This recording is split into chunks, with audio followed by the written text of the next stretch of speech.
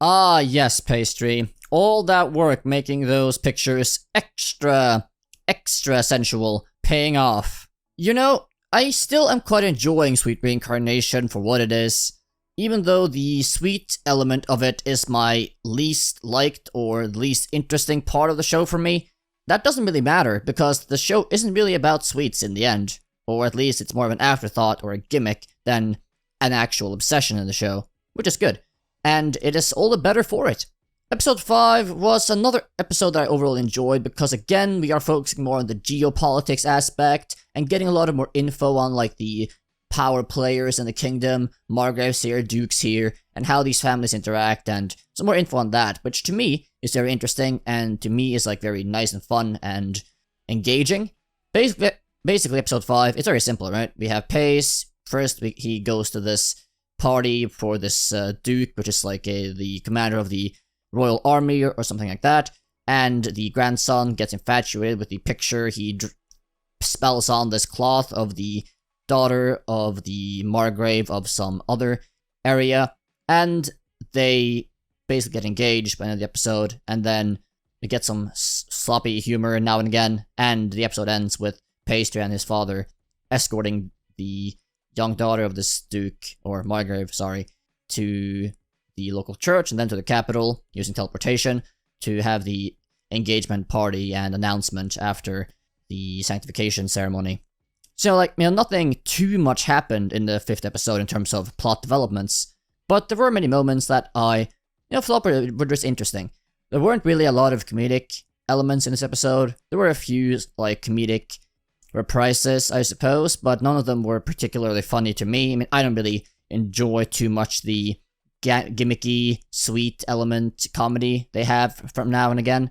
For example, in this episode with the father being really mad that Pace apparently bought a lot of sugar and bonkas, or apples, from this traveling merchant and didn't tell his father that he spent all this gold on this, and it's like, no allowance for you, bonk. And it's like, okay, sure, I guess. I mean, it's not that funny, but I guess, sure. But yeah, overall, again, like, I like this episode just because I like the last one in the same vein because of the geopolitics and it's getting really to flesh out this world more.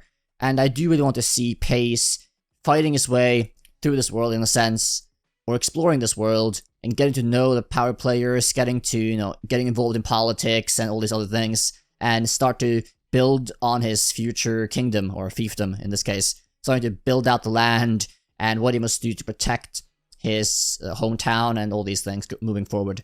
That I think is the most interesting part of this anime, and that is what it continues to be for me. I have some very, let's say, minor criticisms of this episode that doesn't make sense to me. Before that, though, the one comedic element in this episode I thought was kind of funny was when the grandson looking at this picture and asking Pace for a favor. It's like, can you do this one thing for me? It's like, of course, you don't want to make sweets? It's like, no. Can you make this picture you drew on this cloth to be more sensual? God damn it. God damn it, dude. Yup. And as Pace says, it's always the same. Guys, any age, any world, always the same. You just want some light prawn to look at this cloth until he can see the lady in person. Oh lord.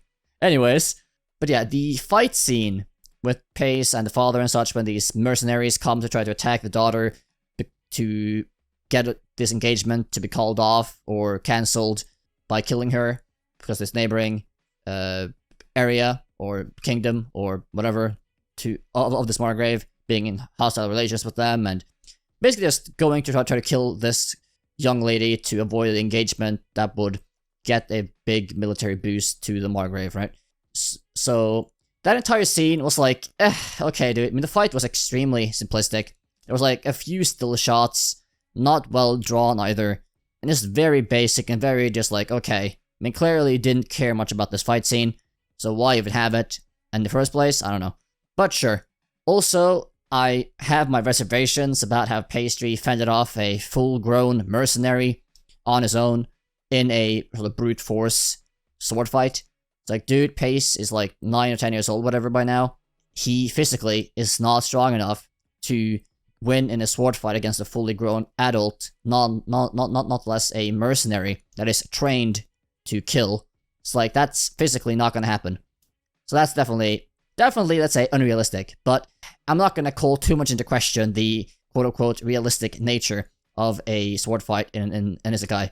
But still, they could have done that better, for sure. Another thing I don't understand why they did is like, okay, so the Margrave knows that these assassins are going to come after his daughter to get this engagement cancelled. Yet, he travels in his own kingdom to this local church with only himself and pays his father and Pace as security, when he knows, as he says, that the mercenaries, etc., are making their move. Like, you're in your own kingdom, or in your own area, whatever. You're going just to the local church. Why not have a heavy guard with you? Like 10, 20, 50 men to protect, like, this incredibly important engagement that is about to happen? Why go alone with no security? Like, what the fuck? How in the world does that make sense? You're asking to be attacked.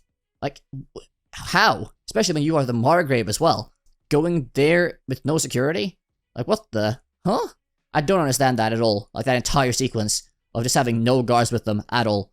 I mean, even more so, as the plan is to make the impression that she's in the church, local church there, in this sanctification thing, trying to obscure her actually being in the capital. Having guards there will just make it even more seeming like she's actually there, and making it more realistic for the other neighbor, like enemy, or like and his mercenaries to believe that she is still there if there were armed guards standing in front of the church, seemingly protecting her. So I have no idea why in the world they just did not have any guards. That seems absolutely nonsensical, and the only thing in this episode that I was like, you try to make clever dialogue and clever plot lines in this entire episode, having the viewer think on a lot of aspects, yet at the same time, you make this extremely binary mistake and oversight that to me is glaring. But alas, I guess it happens. But again, maybe I'm wrong. Did you catch something that I didn't? Was there actually a rationale for this? Because I didn't see it. Anyway though, as a whole, I think the episode was overall good. I enjoyed it, and I think I will keep enjoying this show as a very nice and chill isekai, where you can enjoy the geopolitics and the power plays and seeing Pace build his own sweet land or nation. But that being said, what did you think of the episode? Feel free to leave your comments below. Also, please do subscribe, like, hit the notification bell, and all that good jazz to support this channel. Highly appreciate that. That being said, I will see you all in the next video, so have a good day and bye-bye.